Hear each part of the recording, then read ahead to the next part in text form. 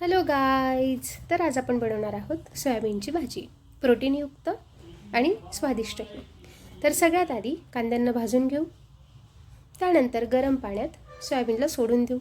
थोडीशी उकळी फुटली की त्याच्यात तेल टाकून परत थोडं उकळून घेऊ. त्याच्यानंतर लसूण आणि अद्रक ह्याला पण भाजून घेऊ.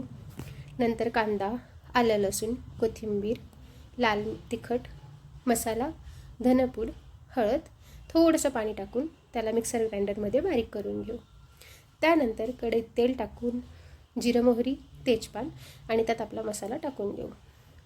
छान स्टर करू. थोडंसं पाणी टाकून परत शिजवून घेऊ. मसाल्याला तेल सुटलं की त्याच्यामध्ये सोयाबीन टाकून देऊ आणि परतवून घेऊ. त्यानंतर 1 ग्लास पाणी टाकून त्याला 5 ते 10 मिनिटांसाठी शिजवून देऊयात.